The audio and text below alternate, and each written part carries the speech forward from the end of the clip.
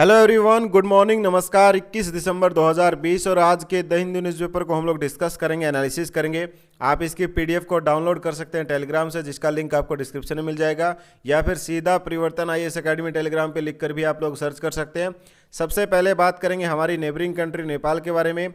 नेपाल में पॉलिटिकल कुछ इश्यूज़ की वजह से फिर से इलेक्शंस कंडक्ट होंगे, और इलेक्शन से ज़्यादा हमारे लिए इम्पोर्टेंट है भारत और नेपाल के रिसेंट रिलेशनशिप में क्या क्या कुछ चीज़ें हुई है। उन सबसे पहले हमें नेपाल की ज्योग्राफिकल लोकेशन के बारे में पता होना चाहिए, और अगर पता है तो हमें ये भी इन्फॉर्मेशन होनी चाहिए कौन कौन से मेजर स्टेट इंडिया के टच करते हैं। उत्तराखंड, वेस्ट बंगाल, यूपी, यहाँ से बिहार, वेस्ट बंगाल भी टच करेगा थोड़ा सा। इसके बाद सिक्किम, ये स्टेट जो है भारत के नेपाल को टच करेंगे। इनके अलावा नेपाल क्योंकि कई वजह से इस टाइम न्यूज़ में है और काफ़ी इंपॉर्टेंट हमारे लिए है, अगर आप इसको थोड़ा सा रिड्यूस करेंगे तो आप देखेंगे चाइना और इंडिया के बीच में लाइक ए बफर स्टेट की तरह नेपाल दिखेगा, यानी दोनों के बीच में एक इम्पॉर्टेंट बफर स्टेट रहेगा, नेपाल कंट्री रहेगा। और रिसेंटली कई सारी चीज़ें हुई हैं नेपाल में, जैसे माउंट एवरेस्ट की जो हाइट है 0.86 इंक्रीज हुई।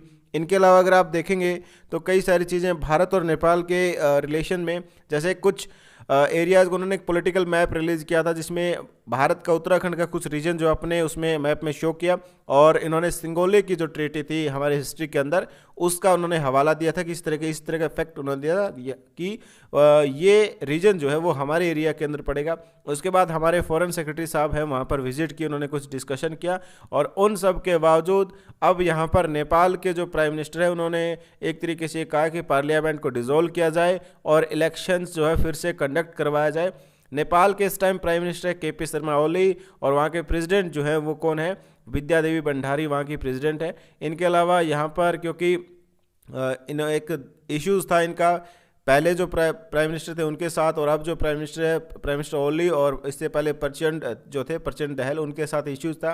और जैसे ही ये अनाउंसमेंट हुआ, जो प्रचंड दहल के सपोर्टर्स माने जाते हैं मिनिस्टर्स, उन्होंने रेजिग्नेशन दे दिया, और ये माना गया कि 2017 के अंदर जो इलेक्शन हुआ था 275 मेंबर्स की प्रतिनिधि सभा या रिप्रेजेंटेटिव काउंसिल्स को लेकर, रिप्रेजेंटेटिव असेंबलीज को लेकर, वो 5 साल के लिए बनी थी, या 5 साल के लिए ये एक तरीके से इलेक्शन पूरा प्रोसेस होना था, लेकिन उससे पहले ही डिसॉल्व कर दिया गया, क्योंकि ये बहुत सेंसिटिव इश्यूज है। तो पूरी फोर्स वहाँ पर क्विक एक्शन फोर्सेज को जो है डिप्लॉय किया गया, ताकि किसी भी तरह का प्रोटेस्ट को या इस तरह का कोई भी चीज़ें होती तो उसको काउंटर किया जा सके। तो ये कुछ इंपॉर्टेंट फ्रंट पेज पे न्यूज़ थी। आगे चलेंगे। इसके बाद यहाँ पर पेज नंबर 10 पे 2-3 इंपॉर्टेंट न्यूज़ है जो हमें कवर करनी है। पहले, India to bring more nation into coastal radar network के बारे में बात है, कि भारत जो है, भारत सरकार और भारत की जो एजेंसीज हैं, जिसमें नेवी है या जितनी भी आप देखेंगे वाटर को रिलेटेड जो भी एजेंसीज काम करती है, कोस्टल गार्ड से लेकर सारी चीज़ें, कोस्टल रडार सिस्टम्स को डिप्लॉय किया जाएगा। कहाँ पर? मालदीव्स, म्यांमार, बांग्लादेश, अभी उनमें भी इंक्लूड किया जा रहा है, यानी पहले से जो फैसिलिटीज़ हैं। और इसका पर्पज़ क्या होता है? बेटर कोऑर्डिनेशन हो, रियल टाइम मॉनिटरिंग इसमें की जा सके इंडियन ओशंस के अंदर, ठीक है। इसमें मालदीव्स, म्यांमार और बांग्लादेश, इनको भी इंक्लूड किया जाएगा। इससे पहले मॉरिशस, सेशल्स, श्रीलंका, इनको पहले से इसमें इंक्लूड किया गया है। इसके बाद अब बातचीत हो रही है कि मालदीव्स के साथ, म्यांमार के साथ, बांग्लादेश, इवन थाईलैंड के साथ भी डिस्कशन किया जा रहा है कि इस जो ये सिस्टम है, यानी नेशन जो है वो कोस्टल रडार नेटवर्क के अंदर इंक्लूड किए जाएँ। काफ़ी इंपॉर्टेंट होने वाला है, क्योंकि 26/11 में जो मुंबई में अटैक हुआ, टेरर अटैक, उसके बाद नेवी ने information management and analysis centre बनाया था गुरुग्राम के अंदर, और ये एक नोडल एजेंसी रहेगा इस तरह की डेटा फ्यूजन्स को लेकर। इनके अलावा अगर आप देखेंगे 22 कंट्रीज़ जो ऑलरेडी इसमें एग्रीमेंट हो चुका है, 36 कंट्रीज़ के साथ जो है एग्रीमेंट होना है। इसमें मल्टीलेटरल भी है, बायलेटरल भी है, यानी द्विपक्षीय, बहुपक्षीय, अलग अलग तरह का इसमें एक तरीके से एग्रीमेंट है। इनके अलावा इंफॉर्मेशन फ्यूजन सेंटर्स को लेकर भारत का जो इंडियन ओशियन रीजन्स में इंफॉर्मेशन फ्यूजन सेंटर है। इनके अलावा इंटरनेशनल लाइजन ऑफिसर्स की बारे में बात हो रही है, जिसमें फ्रांस, जापान, यूएस ऑलरेडी इसमें पार्ट हो चुके हैं। इनके अलावा ये एक प्रोजेक्ट है गवर्नमेंट ऑफ इंडिया का कि कोस्टल रडार चैन डेवलप की जाए, जिसमें 46 कोस्टल रडार स्टेशन उन्होंने पहले से डिप्लॉय की है, और ज़्यादा इसमें इंक्लूड किया जा सकता है। यहाँ पर आप देखेंगे ये पूरा पर्पज़ क्या है, गवर्नमेंट ऑफ इंडिया या ये इस तरह का जो रडार सिस्टम का एस्टेब्लिशमेंट करने की बातचीत करते हैं। तो यहाँ पर पूरे रीजन्स में देखिए, मुंबई में जो टेरर अटैक हुआ, वो कहीं ना कहीं ओशन के थ्रू अटैक करने की कोशिश की, एंट्री करी उन्होंने, टेररिस्ट ने, ठीक है। और यहाँ पर इसको पूरे सिस्टम को अगर हम सस्टेन करेंगे या बेटर इन्फॉर्मेशन होंगे, कोऑर्डिनेशन होगा इन कंट्रीज के बीच में, तब एक बेटर जो है वो रिजल्ट या इस तरह की चीज़ों को या काउंटर टेररिज्म को जो है वो तरीके से काउंटर किया जा सकता है या इस तरह की घटनाओं को रोका जा सकता है, राइट। इसलिए यहाँ पर इस तरह का ग्रुप्स को के बारे में डेवलप करने के बारे में बातचीत होती है। इसके बाद इस पेज पर एक और इम्पॉर्टेंट इन्फॉर्मेशन है, भारत और अमेरिका के रिलेशंस को एनालिसिस किया गया। पिछले 4 साल में जो डोनाल्ड ट्रंप का जो टेन्योर रहा या एक तरीके से उनका कार्यकाल रहा, तो उनके बारे में एनालिसिस किया गया है कि बहुत सारी चीज़ें हुई है, बहुत सारी चीज़ें पेंडिंग है। इन सब के बीच में ट्रेड सैंक्शन से लेकर न्यूक्लियर एनर्जी जो है ये कहीं ना कहीं ये हैंग फायर में एक तरीके से उनमें प्रॉपरली अभी भी रिजोल्यूशंस नहीं हुआ है। तो कई सारी चीज़ें हैं। ये समय जब 1 मंथ से भी कम हो रह गया, जब डोनाल्ड ट्रंप जो है उनका टेन्योर या उनका कार्यकाल खत्म हो जाएगा और नए प्रेसिडेंट बन जाएंगे जो बाइडेन 20 जनवरी 21 जनवरी के आसपास। तो रिसेंटली कई सारी चीज़ें हुई।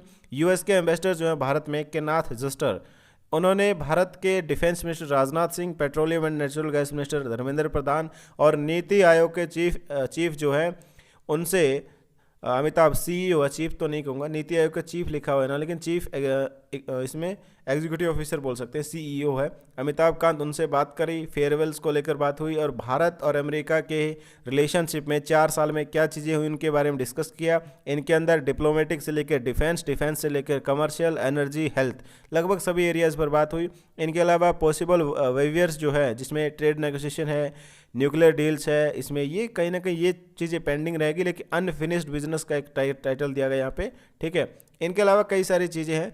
यहाँ पर बताया गया 2018 के अंदर यूएस कांग्रेस ने अमेंडमेंट किया था countering America's adversaries through sanction act, जिसमें भारत ये कोशिश करने वाला था कि S-400 मिसाइल सिस्टम जो रशिया से हम परचेज करेंगे उसमें यूएस जो हमें कुछ रिलैक्सेशन दे, कुछ हमें छूट दे, ठीक है। इनके अलावा अगर आप देखेंगे रिसेंटली हमने देखा टर्की पर उन्होंने सैंक्शन लगाया कि उन्होंने रशिया से S-400 मिसाइल सिस्टम खरीदा और एक तरीके से वार्निंग भी दी कि अगर यूएस का कोई पार्टनर रशिया से ट्रेड डील, खासकर डिफेंस डील्स में पार्टिसिपेट करता है तो उनके खिलाफ सैंक्शन लगाए जा सकते हैं।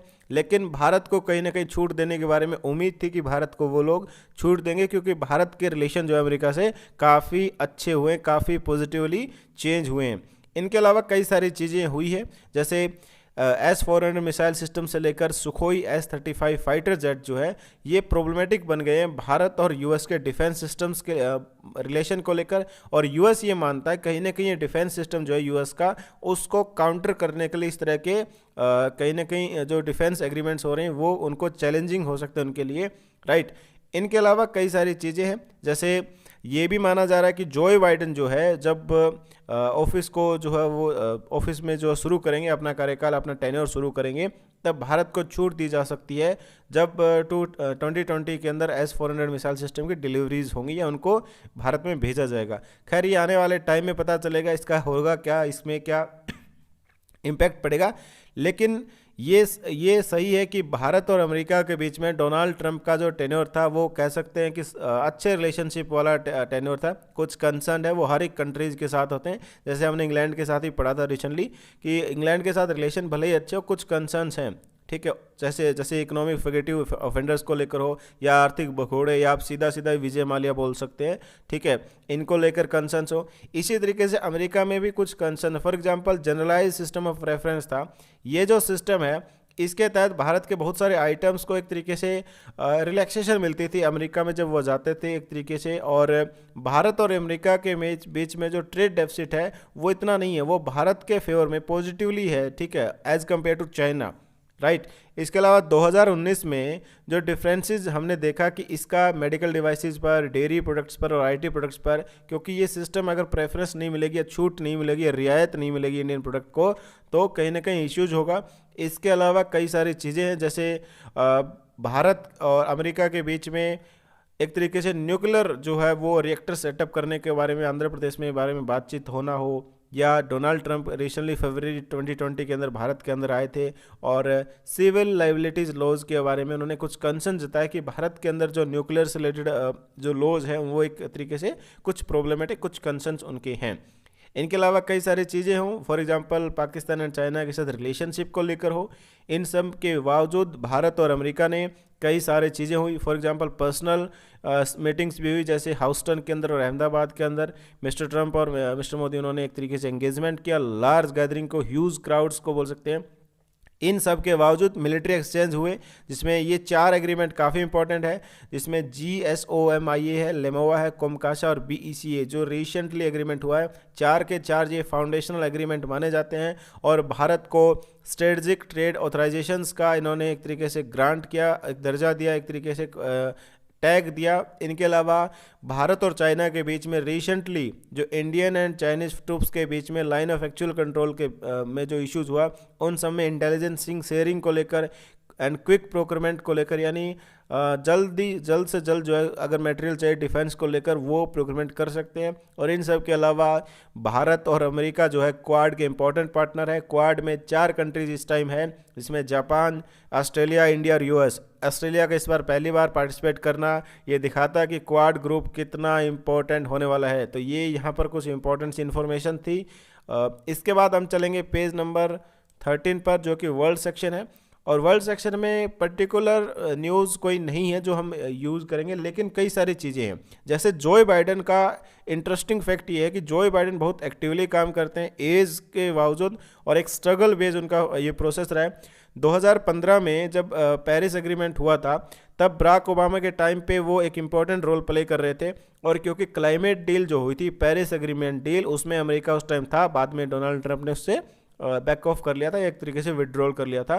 तो यहाँ पर बताया गया कि उन्होंने एनवायरनमेंट एंड एनर्जी को लेकर जो है अपना एक एजेंडा सेट किया कि कैसे जो है वो क्लाइमेट को लेकर जो काम करेंगे। इनके अलावा उन्होंने कहा कि हमारे पास टाइम नहीं है वेस्ट करने के लिए, और हमें एनवायरमेंटल टीम उन्होंने अपनी बनाई, कैसे हम काम करेंगे लो इनकम ग्रुप के साथ, कैसे हम फॉसिल फ्यूल्स पोल्यूशंस को कम करेंगे, और सबसे इंटरेस्टिंग जो है कैसे हम क्लाइमेट चेंज जैसी चीज़ों को फेस करेंगे, कैसे रेजोल्यूशन इसके लिए निकालेंगे, इसके बारे में बात किया गया।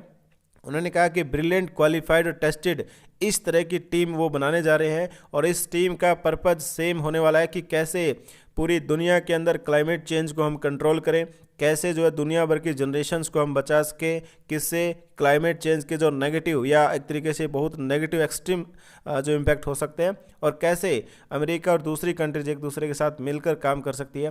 क्लीन इंडस्ट्रीज़ पर बात हुई, कैसे जो है वो फॉसिल फ्यूल्स के बजाय क्लीन इंडस्ट्री पर हम लोग काम करेंगे, राइट। इन सब के बावजूद ये माना जा रहा है कि अमेरिका जो है वो पेरिस क्लाइमेट डील में फिर से पार्टिसिपेट होगा, और भारत के लिए काफ़ी इंटरेस्टिंग होने वाली है, क्योंकि भारत 2 चीज़ों को लेकर, चाहे वो इंटरनेशनल सोलर अलायंस को लेकर हो, या क्योंकि भारत उन कंट्रीज़ में से एक है जो इस एग्रीमेंट के तहत एक फाइनेंशियल सपोर्ट, टेक्नोलॉजिकल सपोर्ट जो हासिल करेगा। तो ये काफ़ी इंपॉर्टेंट होने वाला है। इनके अलावा अगर आप देखेंगे तो यूनाइटेड किंगडम में न्यू वायरस फिर से वहाँ पर स्ट्रेन देखने को मिल रहा है। काबुल में, अफ़गानिस्तान में फिर से एक तरीके से टेररिस्ट अटैक किया गया है। अफ़गानिस्तान एक ऐसी कंट्री बन गई है जो बहुत अनस्टेबल, या एक तरीके से वहाँ पर बहुत सारी चीज़ें लगातार चल रही है, और उन सब के बावजूद एक पीस रेजोल्यूशन नहीं निकल रहा है। तो बॉम्ब अटैक होना, पॉलिटिकली क्राइसिस होना, तालिबान और गवर्नमेंट के बीच बातचीत हुई, लेकिन उसका भी कोई रेजोल्यूशन नहीं निकल रहा, और इस तरह के टेररिस्ट अटैक जो है इस कंट्री को दुनिया की सबसे हॉस्टाइल कंट्री बना रहा है। और ये असर जो है केवल अफ़गानिस्तान पर नहीं, पूरी दुनिया पर, और भारत भी इससे चिंतित होगा, क्योंकि भारत पर भी इसका नेगेटिव असर हो सकता है। कई सारे देश जो, चाहे अमेरिका हो चाहे रशिया हो, अलग अलग कोशिश कर रहे हैं। अफ़गानिस्तान भी कोशिश कर रहा है। भारत ने भी कई सारे ह्यूमैनिटेरियन यहाँ पर स्टेप उठाए हैं, यहाँ पर मदद करी अफ़गानिस्तान की, चाहे ट्रेनिंग हो, चाहे वहाँ पर इंफ्रास्ट्रक्चर डेवलपमेंट करने के बारे में बात हो। इनके अलावा नाइजीरिया में जो बहुत सारे बच्चों को अबडक्ट किया गया था, या उनको एक तरीके से अपहरण कर लिया गया था, उनको रिलीज़ कर दिया गया है। ये एक अच्छी न्यूज़ है। दुनिया भर में कुछ कुछ चीज़ें जो अच्छी होती है। नाइजीरिया के बारे में हम ज्योग्राफिकली पढ़ा था, फिर से मैं आपको दिखा दूँ नाइजीरिया। और जब भी कोई भी कंट्री न्यूज़ में आए तो प्लीज़ उसको ज्योग्राफिकली कवर करते रहिए। यहाँ पर आप देखेंगे नाइजीरिया और इसके आसपास ये कंट्रीज आप देखेंगे, लाइक चाड है, कैमरून है, नाइजर, बेनिन, ये कंट्रीज इसके आसपास लगी, और गल्फ ऑफ ग्वेना सबसे इंटरेस्टिंग चीज़ है। और जैसे अफ़गानिस्तान न्यूज़ में है, तो अफ़गानिस्तान एक लैंड लॉक्ड कंट्री है, ठीक है, इसको भी ध्यान रखिएगा। प्लीज़ इसको भी आप मेंशन करिए अपने ज्योग्राफिकल एटलस के अंदर, या आप जो भी आपके पास मैपिंग के लिए बुक है, अफ़गानिस्तान और उसकी नेबरिंग कंट्रीज़ को ज़रूर पढ़ते रहिए। और ऐसे ही पढ़ते पढ़ते जब हम कई सारी कंट्रीज़ को कवर करेंगे तो ज्योग्राफिकली हम काफ़ी स्ट्रॉन्ग हो गए, और जब आंसर करेंगे तो काफ़ी चीज़ें जो मदद करने वाली हमें अपने आंसर राइटिंग प्रीलिम्स के अंदर क्वेश्चंस को क्रैक करने में। ठीक है, सीधा एडिटोरियल पे जाएंगे। एडिटोरियल में 2 एडिटोरियल जो है सबसे इंटरेस्टिंग है, वैसे तो बहुत सारे हैं लेकिन 2 एडिटोरियल हम कह सकते हैं कि इंपॉर्टेंट है। पहला है द राइट कॉल। इसमें आर्टिकल में डिस्कस किया गया आंध्र प्रदेश हाई कोर्ट के का जो स्टेटमेंट है कॉन्स्टिट्यूशनल ब्रेकडाउन का, उसके बाद आंध्र प्रदेश की गवर्नमेंट और उसके बाद जो है सुप्रीम कोर्ट, तीनों का एक इंपॉर्टेंट रोल का एनालिसिस किया गया। तो सुप्रीम कोर्ट ने रिसेंटली फ्राइडे को जो स्टे कर दिया आंध्र प्रदेश हाई कोर्ट का जज, जो ये चाहते थे कि जुडिशियल इंक्वायरी होनी चाहिए आंध्र प्रदेश गवर्नमेंट के खिलाफ, वाईएस जगन मोहन रेड्डी गवर्नमेंट के खिलाफ। ठीक है, उसको जो है एक तरीके से वेलकम स्टेप की तरह देखा जा रहा है। पहली बात, हाई कोर्ट ने ये सारी चीज़ें क्यों करी, या हाई कोर्ट ने इस तरह की इंक्वायरी या इम्पोजिशन करना कि प्रेसिडेंट रूल वहाँ पर लगाया जाए, इस तरह की बात क्यों करी, उसके बारे में हम थोड़ा सा एक बैकवर्ड में जाएंगे, कैसे थोड़ा सा पीछे जाएंगे। यहाँ पर बात की जा रही 1 अक्टूबर के बारे में। एक पर्सन है, उनके खिलाफ हाइबस कॉप्स पिटिशन, उनके लिए जो हाइबस कॉप्स करके या बंदी प्रत्यक्षीकरण हिंदी में बोलते हैं, रिट पिटिशन आप जानते होंगे आर्टिकल 32, और अगर हाई कोर्ट के कॉन्टेक्स्ट में तो 226, और वहाँ पर जाएगा इसमें सुप्रीम कोर्ट में 32। यहाँ पर ये जो रिट पिटिशन के थ्रू जो है इसमें हाई कोर्ट ने वहाँ पर कहा कि स्टेट मशीनरी जो है वो प्रॉपरली फंक्शन नहीं कर रही है, उनके खिलाफ या स्टेट गवर्नमेंट में कॉन्स्टिट्यूशनल ब्रेकडाउन हो गया है। और इसमें एक तरीके से जुडिशियल ओवररीच का एक मामला है, क्योंकि हमारे कॉन्स्टिट्यूशन में क्लियरली मेंशन है कि एग्जीक्यूटिव, जुडिशरी और लेजिस्लेचर का क्या रोल होगा। अगर आर्टिकल 356 की बात करें, जो प्रेसिडेंट रूल की बात करते हैं, तो ये एक एग्जीक्यूटिव फंक्शन है, जुडिशरी का फंक्शन नहीं। यानी ये जो है वो कार्यपालिका डिसीजन लेगी, प्रेसिडेंट और गवर्नर ये डिसीजन लेंगे कि वहाँ पर स्टेट मशीनरी फंक्शन कर रही है कि नहीं कर रही है। इनके अलावा सुप्रीम कोर्ट का क्लियरली एक जजमेंट है SR बोम्मई केस के अंदर, जिनमें 9 मेंबर की बेंच ने डिसीजन लिया था कि आर्टिकल 356 का यूज जो है काफ़ी रैशनल होना चाहिए। ऐसे नहीं कि कुछ भी करके आप इसका यूज़ कर लेंगे, आपको ग्राउंड सिचुएशन बतानी पड़ेगी और क्या कंडीशंस उसके लिए है। इनके अलावा ये आपको पार्लियामेंट से भी होना चाहिए। इसके अलावा जुडिशियल रिव्यू की जो बात करते हैं किसी भी चीज़ को लेकर, जुडिशियल रिव्यू में आपको जो है वो इस तरह के रिव्यूज़ करने की रिक्वायरमेंट नहीं, आप इस तरह के रिव्यूज़ नहीं कर सकते कि वहाँ पर कॉन्स्टिट्यूशनल एक तरीके से ब्रेकडाउन है। और इसी तरीके की बात चीफ जस्टिस ऑफ इंडिया जो है उन्होंने कहा कि ये जो जजमेंट आई है हाई कोर्ट की, ये कहीं ना कहीं डिस्टर्ब करने वाली है। ये एक तरीके से ऐसा लगता है कि ये जजमेंट की रिक्वायरमेंट नहीं थी, इस तरह की चीज़ें वहाँ पर देखने को मिल रही है।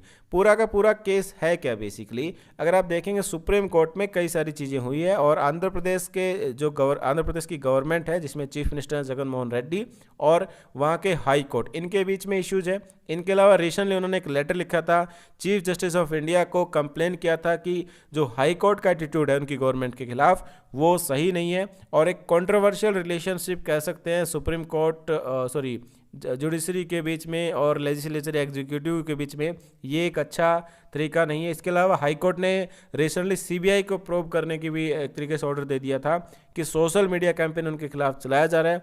इसके अलावा सुप्रीम कोर्ट ने फाइनली कहा है कि फिलहाल इस ऑर्डर पर स्टे रहेगा और इमीडिएटली इसको जो है वेकेशन के बाद पूरे केस को सुना जाएगा। तो इस तरह के जो जजमेंट हाई कोर्ट्स के आए हैं, ये कहीं ना कहीं जुडिशरी, एग्जीक्यूटिव और लेजिस्लेचर के बीच में कुछ डिफ़िकल्टी है, जो हमारी कॉन्स्टिट्यूशन की बेसिक चीज़ें हैं, सेपरेशन ऑफ पावर्स, उसका कहीं ना कहीं वोलेशंस कर रहे हैं। तो इसके बारे में सुप्रीम कोर्ट का जो इंटरवेंशन है वो काफ़ी इंपॉर्टेंट था, और सुप्रीम कोर्ट ने लॉजिकली इंटरवेंशन किया कि इस तरह की चीज़ें नहीं होनी चाहिए, और हाई कोर्ट और सुप्रीम जो गवर्नमेंट के बीच में अगर कोई इश्यूज है उसको रिजोल्व करने के लिए सुप्रीम कोर्ट का आगे आना काफ़ी इंपॉर्टेंट था। इसके बाद सेकेंड आर्टिकल है laying the foundation for faster growth, ये लिखा है सी रंगराजन ने, काफ़ी इंपॉर्टेंट पर्सनैलिटी है इकोनॉमी के लिए, और काफ़ी आप जानते भी होंगे इनके बारे में। तो यहाँ पर बात की गई है laying the foundation for faster growth की फास्टर ग्रोथ रेट हम कैसे हासिल करेंगे 2021-22 में या 22-23 में आने वाले टाइम में। तो यहाँ पर बात की गई कि पेंडेमिक जो था कोविड-19 पेंडेमिक अभी भी है और चल रहा है, तो उसने सबसे ज़्यादा किसी चीज़ को इम्पेक्ट किया है तो वो है किसी भी देश की इकोनॉमी। हालांकि कुछ देश अभी भी पॉजिटिवली होंगे, ग्रोथ कर रहे होंगे, लेकिन ओवरऑल पूरी दुनिया एक तरीके से नेगेटिव ग्रोथ रेट के साथ आगे बढ़ी। इसमें बताया गया कि 2020-21 में अगर आप एस्टिमेट करेंगे ओवरऑल तो 8% के आसपास कॉन्ट्रैक्शन देखने को मिल सकता है, अप डाउन हो सकता है। ठीक है, तो अलग अलग एजेंसीज का अलग अलग इसमें एनालिसिस है, तो एक जनरली मान लेते हैं कि 8% का कॉन्ट्रैक्शन हमें देखने को मिलेगा, कमी देखने को मिलेगी। तो इसको कवर करने के लिए ज़रूरी कि 2021-22 में 8% की ग्रोथ रेट हो, यानी उसको काउंटर करने के लिए ज़रूरी एक लेवल बन जाए कि हाँ भाई कुछ नुकसान हुआ तो अगले साल उसको कवर अप कर सके। तो यहाँ पर कई सारी चीज़ें हैं। 2020 का जो अंतिम फेज़ है, लगभग 10 दिन रह गए, 2020 खत्म होने वाला है, और ये एक्सट्राऑर्डिनरी सिचुएशंस हमारे सामने है। इकोनॉमिक क्राइसिस हम फेस कर रहे हैं, जिसमें नोवल कोरोना वायरस से लेकर पेंडेमिक इकोनॉमी को लेकर हो, या इसमें इकोनॉमी से लेकर हमारे रिसेंटली इंडियन इकोनॉमी के परफॉर्मेंस में अगर आप बात करेंगे Q1 और Q2, उसमें 23.9% और 7.5% की कमी देखने को मिली, डिक्लाइन देखने को मिला। लेकिन अगर आप इसको एनालिसिस करेंगे, डिक्लाइन के नंबर को एनालिसिस करेंगे, तो कहीं ना कहीं इम्प्रूवमेंट है। ऐसा नहीं कि एक तरीके से कंटिन्यू ये डाउनफॉल हो रही है। तो यहाँ पर इम्प्रूवमेंट आपको देखने को मिलेगा। -23.9 से अगर -7.5 है तो ये नहीं कहेंगे कि इकोनॉमी ने बहुत बड़ा परफॉर्म कर दिया, लेकिन इकोनॉमी जो है as compared to first quarter और सेकंड क्वार्टर के अंदर अच्छा परफॉर्म कर रही है। नया साल आने वाला है तो कई सारी चीज़ें हो सकती है भारत के लिए। 2020-21 अच्छा नहीं रहा और दुनिया के लिए भी अच्छा नहीं रहा, तो इसमें कई सारी चीज़ें होंगी। पहली बात कि हमारी इकोनॉमी 2020-21 में कैसे कितनी बैड परफॉर्म करेगी, 2021-22 में क्या पर्सपेक्टिव्स हो सकते हैं, और आने वाले मंथ्स में मॉनेटरी पॉलिसीज़ क्या हो सकती है। इनके अलावा जो फरवरी के अंदर बजट आएगा उसमें क्या चीज़ें हो सकती है सेंट्रल गवर्नमेंट के द्वारा, ताकि एक एनवायरनमेंट बने ट्रेड को लेकर, इन्वेस्टमेंट को लेकर, और उन सब के बीच में ये सारी चीज़ें जो भारत को मदद करें। और इनका फोकस होना चाहिए किसको, रिफॉर्म्स को लेकर, या एक तरीके से इकोनॉमिक रिवाइवल को लेकर जो है वो फोकस होगा। इनके अलावा अगर आप देखेंगे 2020-21 के परफॉर्मेंस को एनालिसिस करें तो जीडीपी का नंबर जो है उसमें कॉन्ट्रैक्शन देखने को मिला, और ऐसा फील होता है कि 2011-12 वाले पीरियड्स में हम लोग थे जहां पर कॉन्ट्रैक्शंस के बाद जो हमारे डेटा आया। लेकिन अभी जो है हम इन्होंने कहा कि मेरा पर्सनल एस्टिमेट और डीके श्रीवास्तव, ये दो लोगों का एस्टिमेट है कि Q4 के अंदर जो है पॉजिटिवली इंक्रीज होगा। भले ही Q3 में पॉजिटिवली इंक्रीज ना हो, कमी देखने को मिले, लेकिन Q4 के अंदर पॉजिटिवली ग्रोथ रेट देखने को मिलेगी। और ओवरऑल जो कॉन्ट्रैक्शन होगा पूरे 2020-21 में फाइनेंशियल ईयर का मतलब आप 1 अप्रैल से 31 मार्च तक कंसिडर कर सकते हैं, इसमें 6 से 7% तक होगा। ठीक है, इनके अलावा इन्होंने कहा कि कई सारे इंडिकेशन है, जैसे गुड्स एंड सर्विसेज टैक्स में इंप्रूवमेंट हो, कलेक्शंस को लेकर हो, कोल, स्टील, सीमेंट, इनमें एक पॉजिटिव ग्रोथ देखने को मिल रही हो, मैन्युफैक्चरिंग सेक्टर के अंदर पॉजिटिव ग्रोथ देखने को मिल रही हो, और प्राइवेट सेक्टर का कुछ इसमें कह सकते हैं इंप्रूवमेंट हो। हालांकि कुछ कंसर्न जैसे हॉस्पिटलिटी सेक्टर है, जैसे होटल है, इस तरह के सेक्टर या टूरिज्म है, उनमें कमी है। इट विल टेक टाइम, ये टाइम लेगा रिकवर करने के लेकर। लेकिन अभी भी अगर आप देखेंगे 6 से 7% के आसपास जो हमारी इकोनॉमी में कमी देखने को मिल सकती है। ये जो इंटरनेशनल मॉनेटरी फंड ने एनालिसिस किया था, एस्टिमेट किया था कि इंडियन इकोनॉमी जो 10.3% होगी, उससे काफ़ी कम होगा। और रिजर्व बैंक ऑफ इंडिया भी इसी तरीके मानता है कि कॉन्ट्रैक्शन में कमी होगी, क्योंकि जो Q2 के डेटाज आए हैं और रिसेंटली कई सारे डेटा जिसमें जीएसटी कलेक्शन है, IIPs के हो, इंडेक्स ऑफ इंडस्ट्रियल प्रोडक्शन या कोर इंडस्ट्रीज़ के जो डेटाज है, उस सब से एक एनालिसिस मिलता है कि कहीं ना कहीं इकोनॉमी में रिवाइवल है, इकोनॉमी में कुछ चेंजेस पॉजिटिवली हो रहे हैं। तो सिंपल से इन्होंने बात कही कि अगेन 8% की एटलीस्ट हमें ग्रोथ रेट चाहिए 2021-22 में, अगर हमें पीछे 2020-21 वाला यानी जो ये साल चल रहा है उसको कवर करने के लिए। इनके अलावा कई सारे इश्यूज़ हैं जिसमें कैपिटल इन्वेस्टमेंट को लेकर हो, ट्रेड को लेकर हो, और सबसे इंटरेस्टिंग है कि कैसे भारत ये हासिल करेगा, उसके लिए हमें क्या करना पड़ेगा। मॉनेटरी पॉलिसी काफ़ी इंपॉर्टेंट होने वाली है, क्योंकि उसमें डिपेंड करता है कैसे आप लिक्विडिटी प्रोवाइड करेंगे मार्केट के अंदर, सप्लाई कैसे करेंगे, और इन्फ्लेशंस को कैसे डिटरमाइन करेंगे। इन सब को लेकर एनालिसिस किया जाएगा, और इसके बाद पता चलेगा कैसे रिकवरी हमारी इकोनॉमी करने वाली है नेक्स्ट ईयर इन 2021 से 22 के अंदर। इनके अलावा पब्लिक एडमिनिस्ट्रेशन हो, डिफेंस हो, अदर सर्विसेज में कैसे हमें फंक्शन करना है, कैसे इंपॉर्टेंट रोल प्ले करना है। इनके अलावा गवर्नमेंट का एक्सपेंडिचर काफ़ी इंपॉर्टेंट होगा। फिस्कल डेफिसिट की हमेशा बात होती है। फिस्कल डेफिसिट का मतलब है राजकोषीय घाटा, उसको कैसे मेंटेन करना है। जीडीपी के कंपेयर में कितना फिस्कल डेफिसिट जो है हम सर्वाइव कर सकते हैं, कितना अच्छा माना जाएगा, ये एक इम्पॉर्टेंट है। इनके अलावा नेक्स्ट ईयर की अगर हम बात करें तो उस ग्रोथ और इन्वेस्टमेंट के लिए गवर्नमेंट का इन्फ्यूजन करना इस सेक्टर के अंदर ये काफ़ी इंपॉर्टेंट है। कई सारे कंट्रोवर्सीज भी रही, कई सारी चीज़ें अच्छी भी हुई। जैसे अगर आप देखें लेबर रिफॉर्म जो है ये एक अच्छा स्टेप माना जाता है इकोनॉमी के परस्पेक्टिव से, राइट। और भारत की अगर हम चाहते हैं कि भारत 5 ट्रिलियन इकोनॉमी की ग्रोथ रेट हासिल करे 2025 तक, तो क्योंकि 2019 में हमारी जो टोटल इंडियन इकोनॉमी थी वो $2.7 ट्रिलियन थी, तो इसका मतलब हमें लगभग 9% की जो ग्रोथ रेट पर ईयर चाहिएगी, तभी हम हासिल कर सकते हैं। जो अगर ग्रोथ बढ़ती है तो जॉब्स एंड एम्प्लॉयमेंट बढ़ने के भी चांसेस होते हैं। तो ये कुछ पैरामीटर्स हैं जिसको इन्होंने एनालिसिस किया। ये आर्टिकल वैसे बहुत बड़ा था, लेकिन मेन जो क्रक्स है वो हमने कवर किया। आप इसमें अगर ये पीडीएफ में प्रोवाइड करवा ही रहा हूँ, आप इसको अगर चाहते हैं डिटेल में पढ़ना तो डेफिनेटली आप पढ़िए। इसके बाद सीधा क्वेश्चंस पर जाएंगे। क्वेश्चन नंबर 46 है कि who of the following organized a march on the Tanjore coast, यानी तंजौर कोस्ट पर मार्च को किसने ऑर्गेनाइज किया था सोल्ट लॉ के खिलाफ, या आप इसमें ये कह सकते हैं सिविल डिसओबीडियंस, सविनय अवज्ञा आंदोलन 1930 वाला, ठीक है। और यहाँ पर 4 पर्सनैलिटी दी गई हैं, वीओ चिदम्बरम पिल्लई, सी राजगोपालचारी, के कामराज और एनी बेसेंट, ठीक है। क्योंकि ये मूवमेंट जो है गांधी जी द्वारा लीड किया गया था, ठीक है। और गांधी जी के इम्पोर्टेंट पार्टनर जो थे वो सी राजगोपालचारी थे, और वो आते भी साउथ इंडिया से थे। तो इसमें जो राइट आंसर होगा सी राजगोपालचारी है, क्योंकि चिदम्बरम पिल्लई जो थे वो थोड़ा सा रिवोल्यूशनरी लीडर थे, और एनी बेसेंट ने थोड़ा सा अपना रोल जो ख़त्म कर लिया था 1917 के बाद, यानी 1920 से पहले जब उनका होम रूल मूवमेंट था, राइट। तो यहाँ पर सबसे ज़्यादा चांसेस हैं सी राजगोपालचारी की, और यही आंसर राइट होगा। हालांकि दुर्भाग्य से मैंने ये आंसर जब मैंने एग्जाम दिया था तो गलत कर दिया, पिल्लई कर दिया था, क्योंकि उसमें लॉजिकली अप्लाई नहीं हुआ। या एक तरीके से आपको रिवोल्यूशनरीज के बारे में, आपको कौन गांधी जी के साथ थे, कौन किस ग्रुप्स के साथ थे, उसको आपको थोड़ा पढ़ना पड़ेगा ताकि आपका क्लैरिटी रहे। इनके अलावा यहाँ पर एक स्टेटमेंट दी गई है कि एक सिटी बनाई थी south bank of tributaries of river Krishna river की, जो साउथ बैंक की ट्रिब्यूटरी, यहाँ पर तुगबंद्रा के बारे में बात की जा रही है। और ये कौन हो सकता है, यानी फाउंडेशन उन्होंने रखी थी। 4 ऑप्शन दिए गए, अमोघवर्ष फर्स्ट, बल्लाल फर्स्ट, और हरिहर और प्रताप रुद्र द्वितीय, राइट। तो इसमें जो राइट आंसर होगा वो हरिहर होगा, सी। हरिहर क्या क्यों होगा, क्योंकि जो ये यहाँ पर बात की जा रही है एक फाउंडेड सिटीज, तो ये अगर कृष्णा और तुगबंद्रा के बीच में कोई सिटी है तो वो विजयनगर आएगी। और विजयनगर अगर एम्पायर को आप एनालिसिस करेंगे तो उसमें हरिहर फर्स्ट जो है, हरिहर और बुक्का आपको याद होगा, इन लोगों ने इसको डेवलप किया था। तो इसका जो राइट आंसर होगा वो होगा सी। इसके बाद क्वेश्चन नंबर 48 है। 2 इंपॉर्टेंट स्टेटमेंट है। यहाँ पर बोला गया the first women president of the Indian National Congress was Sarojini Naidu, और सेकंड है the first Muslim president of the Indian National Congress was Badruddin Tyabji, right. तो यहाँ पर आप देखेंगे which of the statement given above is are correct. तो इसमें 2 statement दी गई है। पहला अगर आप ध्यान देंगे तो यहाँ पर पहली वुमेन जो थी वो सरोजनी नायडू नहीं थी, ये थी एनी बेसेंट वुमेन प्रेसिडेंट।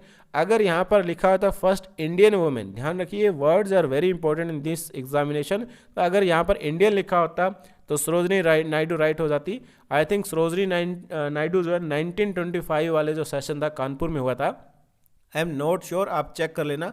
1925 में वो प्रेसिडेंट बनी थी इंडियन नेशनल कांग्रेस की।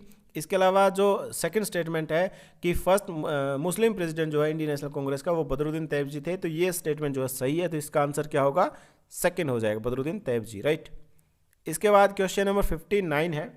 ग्रीन क्लाइमेट चेंज के फंड के बारे में बात की गई। 2 स्टेटमेंट दी गई है कि ये फंड का पर्पज़ क्या है कि जो डेवलपिंग कंट्रीज है, विकासशील देश है, उनको क्लाइमेट चेंज को काउंटर करने के लिए एडेप्टेशन और मिटिगेशन प्रैक्टिसेस के लिए, यानी उनको कम करने के लिए एक फंड प्रोवाइड करेगा, ठीक है। सेकंड स्टेटमेंट बोल रही है कि ये United Nation Environment Programme, OECD, Asian Development Bank और वर्ल्ड बैंक के अंडर काम करेगा, राइट, या उसको कहीं ना कहीं फाउंडेड किया जाए, उनके द्वारा फाउंड किया गया। तो ये स्टेटमेंट जो गलत है, क्योंकि अगर आप देखेंगे यूनाइटेड नेशन, ये जो ग्रीन क्लाइमेट फंड है 2010 में United nation framework on climate change के द्वारा जो ये बनाया गया था, और ये काफ़ी क्रूशियल रोल प्ले करेगा पेरिस एग्रीमेंट में, जिसका टारगेट है 2 डिग्री सेल्सियस तक कंट्रोल करना। अगेन क्योंकि ये फाइनेंशियल मोबिलाइज करेगा, और जो पुअर कंट्री है या जिसमें कह सकते हैं कि जो डेवलपिंग कंट्री जिनको फंडिंग प्रोवाइड करेगा। तो ये स्टेटमेंट गलत है, इसमें राइट आंसर केवल एक हो जाएगा। लास्ट आंसर है गांधी पीस प्राइज 2014 का दिया गया है। ये Gandhi peace prizes for, Indira Gandhi peace prizes for disarmament and development 2014, ये किसको दिया गया? तो ये दिया गया था जी इसरो को, इंडियन स्पेस रिसर्च ऑर्गेनाइजेशन। इसमें जो है, और इस बार 2020 में आई थिंक किसी ब्रिटिश सिटीजन, ब्रिटिश कोई है उनको दिया गया है, वो भी आप कवर करते रहना। इसके अलावा जो रिट पिटिशन के बारे में यहाँ पर बात की गई थी, हाइबस-कोर्प्स के बारे में, तो यहाँ पर आप देखेंगे हाइबस-कोर्प्स या जिसको बंदी प्रत्यक्षीकरण बोलते हैं, इसमें 2-3 चीज़ें होती हैं। पहली बात कि 24 आवर के अंदर मजिस्ट्रेट के सामने पेश ना करना हो, या उन्होंने किसी लॉ का वोलेट किया हो, अरेस्ट किया हो गया इसी पर्सन को ऐसे, या कोई अनकॉन्स्टिट्यूशनल चीज़ें हो, तो उनके बारे में ये सारी चीज़ें हैं। तो आज के द हिंदू न्यूज़पेपर में इतना ही। थैंक यू ऑल, जय हिंद।